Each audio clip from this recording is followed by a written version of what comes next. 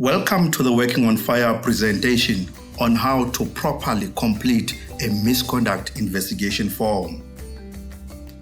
My name is Bongani Qoza, the Human Resource Practitioner in the Working on Fire program. The Working on Fire disciplinary code and procedure is embedded on the principle of fairness as cited in the Labor Relations Act and the Code of Good Practice for dismissal. Item 4 of the Code of Good Practice for dismissal categorically spells out a fair procedure. The reality is, and perhaps a bitter pill to swallow, misconducts do happen at workplace. And as they do happen, they should be reported to the employer for the employer to set the term of reference so as to navigate as well as to guide the misconduct investigation. This form should be completed by the appointed investigator as per the term of reference. In a nutshell, there is no investigation without the term of reference. As I present to you, on the screen will be the misconduct investigation form for better following. The form is made of 12 sections, but it is key to remember at all times that all 12 sections might not be completed. It depends on the investigation. Therefore, it is a flexible form that allows the user to cut, delete, or add where necessary. Section 1 of the form deals with the alleged misconduct. Now, what is an alleged misconduct? So, it comes from an allegation. An allegation is a claim or an assertion that someone has done something wrong, typically the one without proof. So the form requires one to list all the allegations as depicted on the term of reference form. Section 2 of the form deals with the dates. Very important, the dates of the alleged misconducts. The dates should be reflected as per the incidents. If there are 3 incidents on different days, we need to see all the different dates on the form. The third section deals with time and location. We need to know the time when the misconduct happened or the alleged to misconduct happened, as well as the location. And the fourth section deals with the scope and coverage. How was this investigation conducted? What did we use to gather evidence? So this is exactly what the fourth stage or the fourth section requires from the investigator. I've got an example to demonstrate to you how can these sections be completed. On section 1, my alleged misconduct, I've got 1, so is absent from work without leave. And then the complainant or this matter was, or these allegations were reported by employee X to the company. The dates, I have listed all the days that are affected in the misconduct. The time and location, of course, I won't have time because it was absent the whole day, but I would have the location. I have stipulated there. It happened at Mkambati Base in Eastern Cape. The scope and coverage. The investigation was conducted via face-to-face interviews, and the following documents were sourced from the base. The source documents are the weekly timesheet and the individual daily attendance register. Having identified the allegations, the time, the place, as well as the scope and coverage, we now focus on the implicated person. And on the form, as you can see on the screen, we need to identify the name, the dates, the employment number, and give a brief summary of the contents of our interview. And following which, we go to the evidence. And as we go to the evidence, Section 6 of the form deals with the interview guidelines. The investigation must be directed at collating evidence to support or refute the allegations.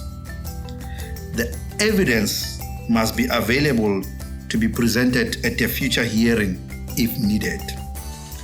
Now, let's go to witness evidence. Who can be the witness? The witnesses can only be the people who physically saw or heard of the allegation. Not the person who heard from someone who heard or from someone who saw the allegations happening. It should be people who physically heard or saw the allegations. So if the people who are interviewed did not physically see or heard, they heard from people who physically saw or heard, that will be called hearsay and is generally discouraged and not allowed in a disciplinary hearing. But however, we cannot throw that away. The hearsay evidence can guide us to who actually saw or heard the elements of the allegations. So an investigation should be done through interviews, and only through interviews, because we need to observe as the person is giving reflections. There must be a document as well that will accompany the investigation. Yet we cannot rely solely on that evidence. It should be accompanying the investigation through an interview. This evidence that is written will be speaking to the interview that was done. So the section of the interviews or witness evidence through interview deals with identifying the witness in the form of names, employment number, the workstation, the dates when the interview was conducted. And then, of course, there will be a summary of events that were discussed. In the summary of events, particularly in the summary of events, we need to take caution that as we ask questions, we are getting answers to what happened, where did it happen, who was involved, why did it happen maybe. So those are the key areas. Some people call it 5 W's and H. So we need to be key as we receive feedback through interviews to ensure that it is speaking to the investigation. Section 7 deals with documentary evidence. Still in the documentary evidence, we need to identify the document by its title, the source, the date, and we need to check authenticity of it. So when we speak of authenticity, we are referring to the originality. Is this a true reflection of the account of events? And the summary of a description of contents. Investigation might not end internally. They might go outside to the third body, independent bodies. So some people might not know our language here. So we need to describe the contents so that anybody who might be interested to follow through can fully understand without any hassle the contents of the document. Section 9 deals with the audio-visual evidence. Similarly so, we identify the document or the visual outlet in terms of its title, the source, the date, and we test its authenticity as well. Then, similarly so, we'll do the summary of the description of contents. We need to describe it. We need to know what does this mean to us? What evidence is it giving? So at the end of both the document and the audio-visual evidence, we need to put signatures as investigators, as well as our names and surnames. And there will be other evidence that might not be listed here. They appear on Section 9. Things such as broken equipment, where someone can physically bring it, and any other form of evidence that might not be listed. Bear in mind, delete sections that are not to be used. Section 11 of the misconduct investigation form brings us to the findings. The investigator outlines the finding as informed by the investigation.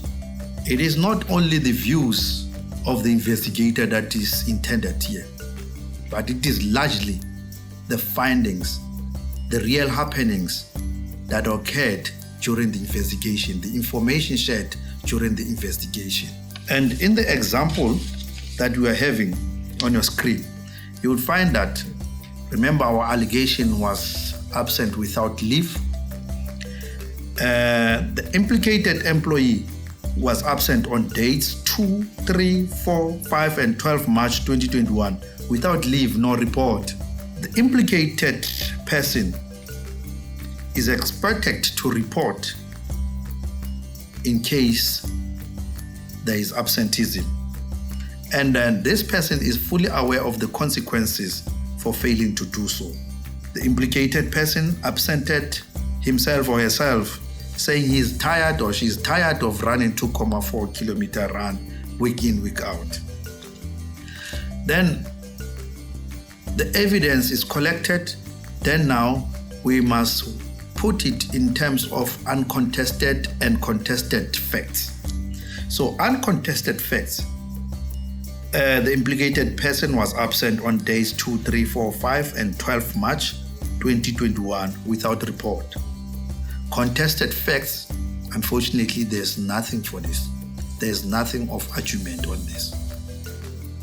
Then the misconduct as per the company policy is absent without leave. Do we have evidence? Yes, there's evidence to support this. The very last section is the recommendations. So the investigator should restrict their recommendations whether on balance of probabilities. The evidence suggests that misconduct has been committed and what misconduct the employee should be charged with. The decision as to whether to proceed via formal or informal disciplinary action must be taken by the relevant or designated line manager.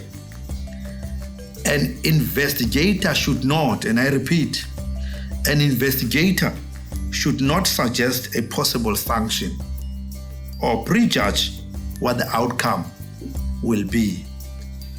Here are my recommendations. I, the investigator, have conducted and revealed evidence that on balance of probabilities, the implicated employee should be charged with committing the following acts of misconduct. Absent without leave, in that on days 2, 3, 4, 5, and 12 March 2021, you have been absent from work at X base without leave. And then I've put in brackets a reference to show which policy was contravened. I have written PP 27, which is the absenteeism policy. Report compiled by the name of the investigator, and then signed by the investigator, and then the date of compiling this report depicted there. Prior to completing this misconduct investigation form, you would remember that there was a term of reference. And that term of reference, among other things, specifically speaks about the duration. From which date should the investigation start and to which date should it end? So we are again being requested to adhere to those time frames. And at all times of the investigation, we are once more advised to continually liaise with human resource practitioner in the program, before the investigation, during the investigation, and after the investigation, to ascertain that we are properly completing it to the requirements.